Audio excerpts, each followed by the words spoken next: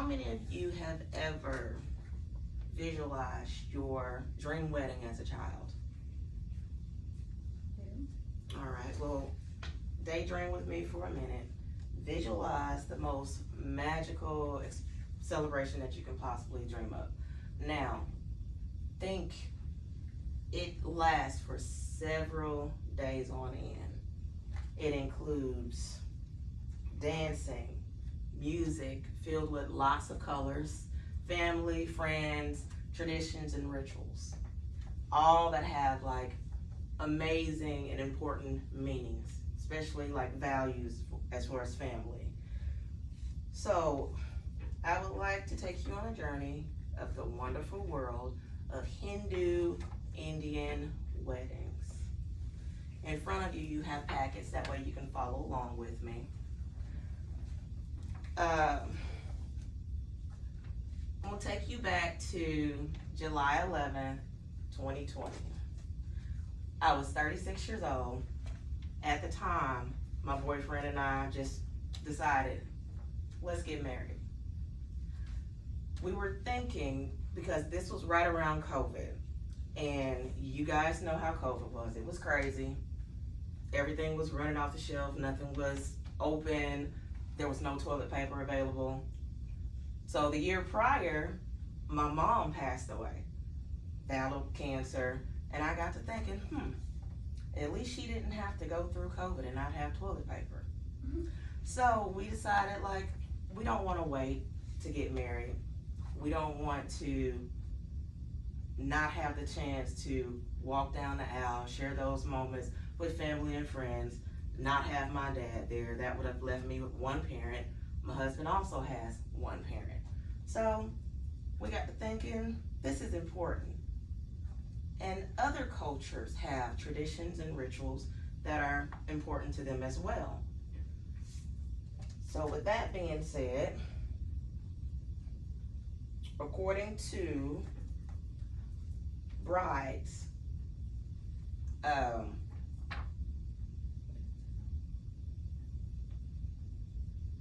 we have traditions that, let me see. In my family, we have traditions that, like jumping the broom. It's a symbol, and it's something that's passed down through several generations. According to brides, this tradition has been dated way back to slavery times, where marriages were not recognized in the country because enslaved, they were not legally able to wed. So the significance of jumping the broom was saying, hey, you know, this is our commitment to each other. We will jump the broom. So like I said, many other traditions, they have meanings and cultural traditions and rituals that are important to them as well. Let's see.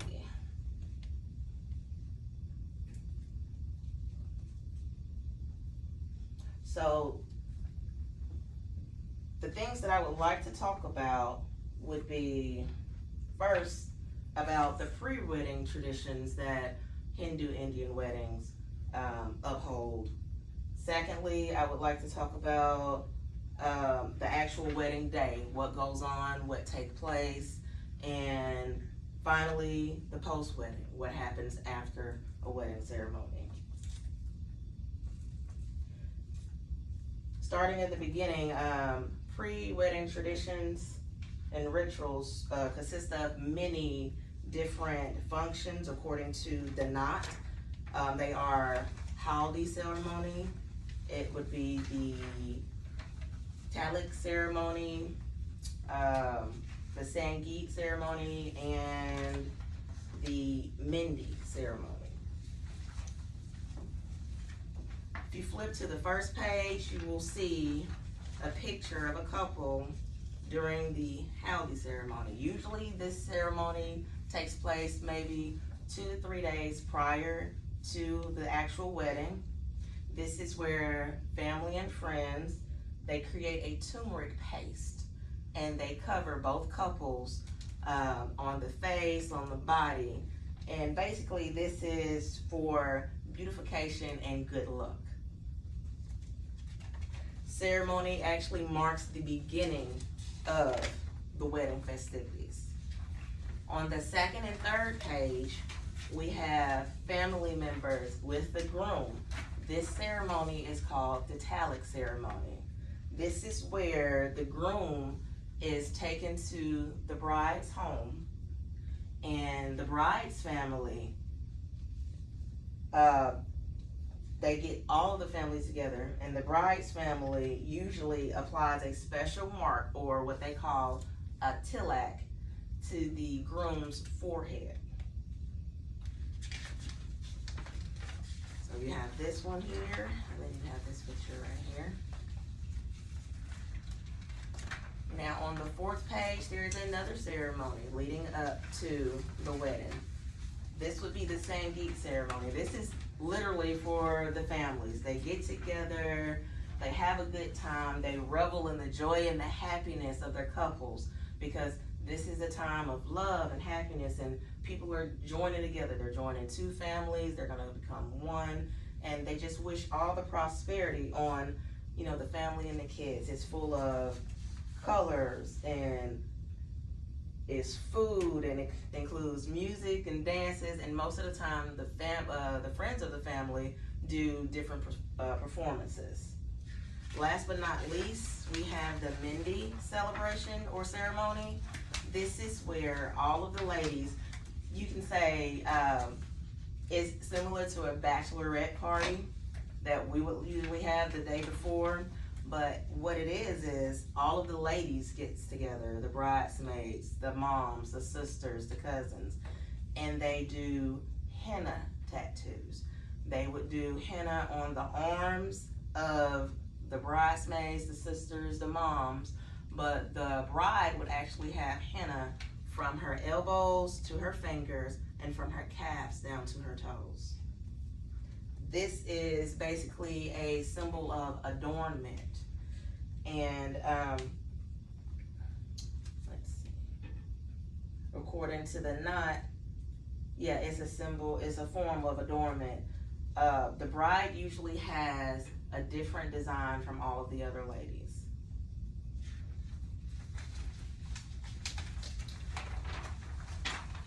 Now for the wedding day. Typically, according to the World Book of Advancement, traditional Hindu ceremony, the bride and groom and the guests, they all assemble, whether it be at the bride's home or another location as far as a venue, and it's always located in the bride's hometown. The traditional dress, or a sari, they usually come in red, yellow, or green. Most of the time, some that wear yellow, they use that dress for the haldi ceremony, simply because turmeric gives off a yellow tint and it just looks really nice. During the ceremony, the groom would place his right hand in the bride's right hand, and he would then ask her to be his wife. They also have another ceremony during the wedding, which is called the 7 steps. They take these 7 steps together around a sacred fire. While they're taking these 7 steps, they are stating their oath to one another. And then on that 7th step, the wedding is complete. They are married.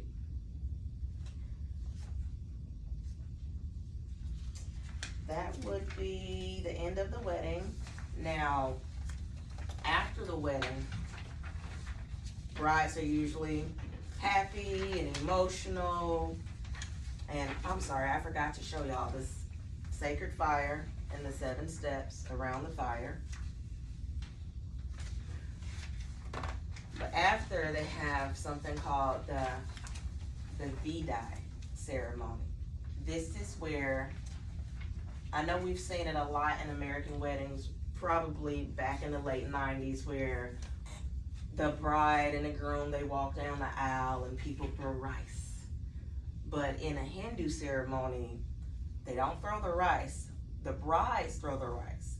This is emotional for the bride because it's a symbol of them leaving their homes and leaving their families. The rice is a symbol of the bride giving back and paying back everything that her family has done for her throughout the years. So they take 5 handfuls of rice and they throw it over their head. Most of the time, most of the brides are just very emotional. They cry. It's serious because most of the time they stay at home with their families.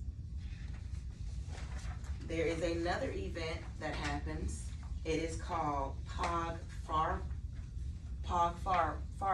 or Fari. Trying to get the right words, but it's where the bride and groom, well, actually the bride, she leaves and goes back home. She is taken back home to her family by her brothers. This usually lasts for 3 days. So the bride and the groom do not stay together. They don't see each other for 3 days.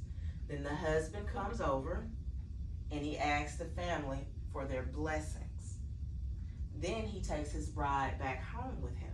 Before they get home, they get in a car, vehicle of choice, and the cousins and the brothers, they push the car. This is a symbol of saying, hey, we are helping you start your marriage with your new husband. Then they crank the car. Once the car is crunk up and they're driving, the family members, they throw money on the road. This is to help ward off evil spirits.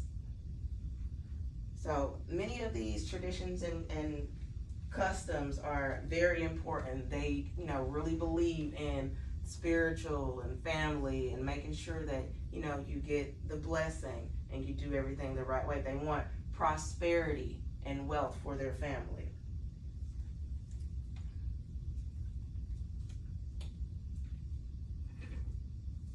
So in conclusion, I feel like Indian wedding celebrations are the most magical thing I have ever encountered or experienced.